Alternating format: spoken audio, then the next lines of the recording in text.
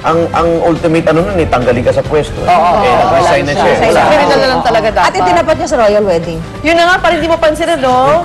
Kamuntik na natinag ang Hindi nga, kinapat niya. Kinapat niya, nagmukha siyang ninang. Maganda suot niya. At least ninang siya. Maayos ang At least hindi siya yung headline Hindi siya masyado. headline na Hindi siya yung... Alright, samantala narito naman ang kwento ng katapatan na pwedeng pamarisan. Isang porter sa NAIA Terminal 1 ang nagsauli ng bag na naglalaman ng mahigit $5,600 US. Ang pangalan ng honest porter si Manuel Badis Jr. Nakahinga naman ng maluwagang OFW na galing sa Jordan na si Vlama Kasan Bailon nang makita ang kanyang nawalang bag.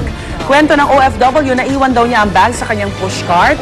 Ayon naman sa ating matapat na porter, ginagawa lamang daw niya ang kanyang trabaho. Nakatakdang bigyan ng parangal si Badis ng management ng NAIA. Yehey! Good Samaritan. Ayan, ako, kahit maliit, magkano ang sweldo niya, baka mga 7,000. Oo, pinalik niya yung nagkakalaga ng almost 250,000 rounded of pesos yan. Kaya all the more na dapat talagang palakpakan siya. Kasi sa ganitong pagkakataon, napapaisip na rin yan eh. Bakit tama ba yung nasauli ko sayang yung pesa? Tama yun. Tama yun. Ay, nawalan OFW, pinaghirapan. Tama yun. Yes. Samantala, sa gitna po ng paghahanda sa bakbakan nila ni Sugar Shane Mosley sa linggo, patuloy naman ang pagsabak ni pambansang kamao Manny Pacquiao sa pagpopromote na sa Amerika ng sariling perfume line. Wow!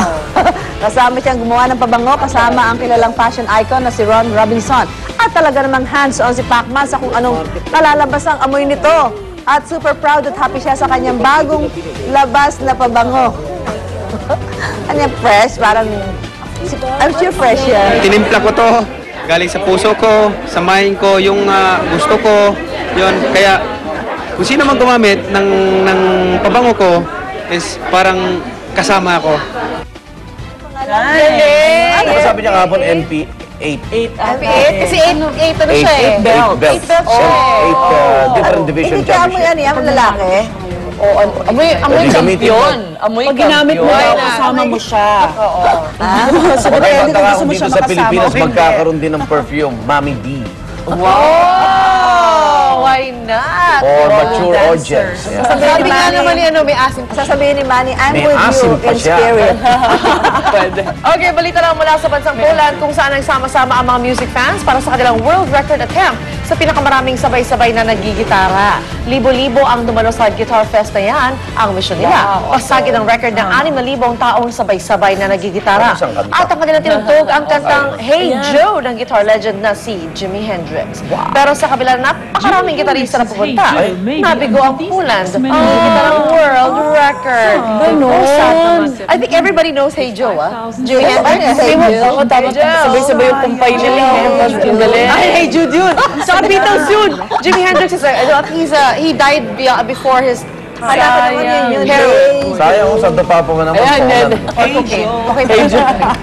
Hey John, dapat yan. At samantala, nagsama-sama naman ang mga professional dancers para sa 2011 Pole Dancing Championship sa Amerika. Sabi ng mga boys dito, ayan na.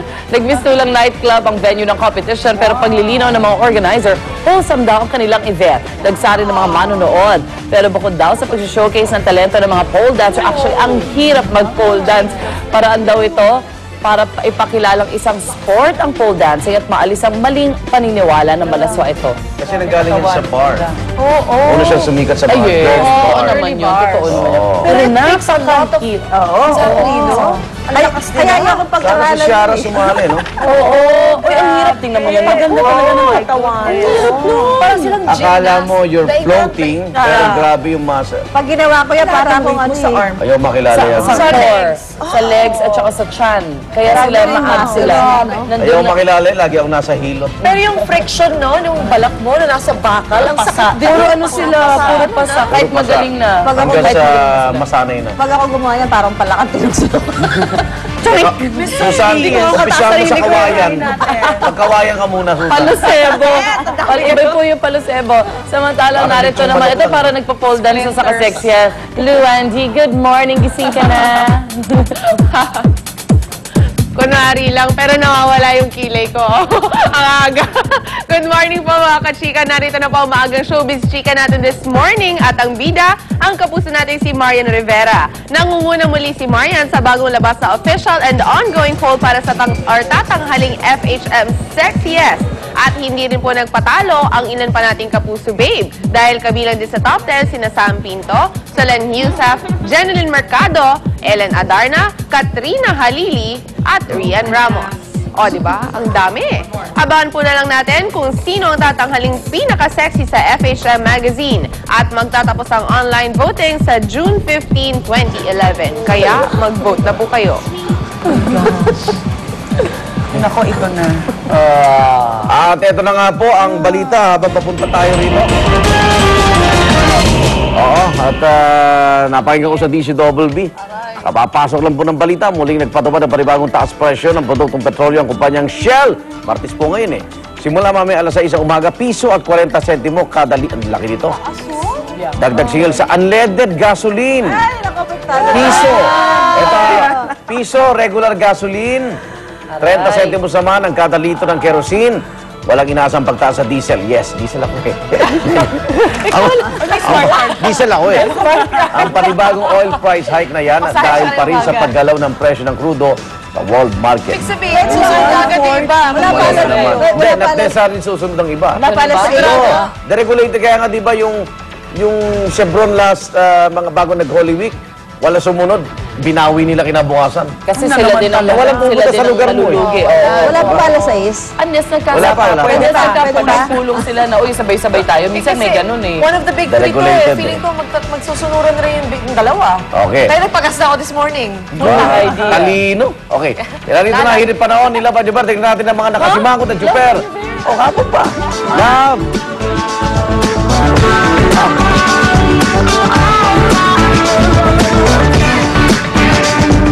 Hello, Igan! Ako kahit maganda ang panahon, sisimango talaga sa ibinalita mong yan. Maski ako, naku, hirapan na naman po ito.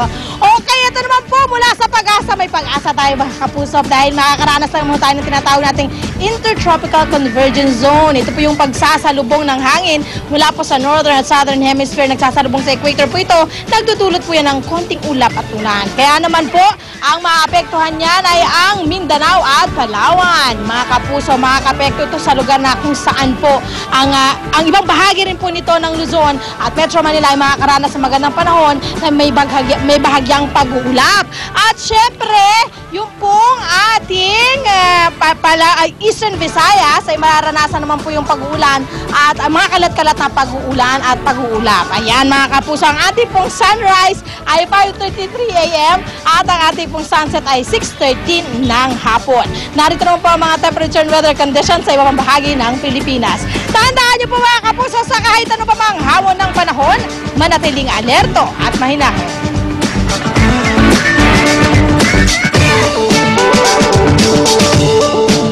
Tuloy-tuloy lang po ang inyong pagtambay. Kahit mas maayong uling balita namin, no? Dito sa opisyal na Sama Tambay sa Umaga, ito ang Unang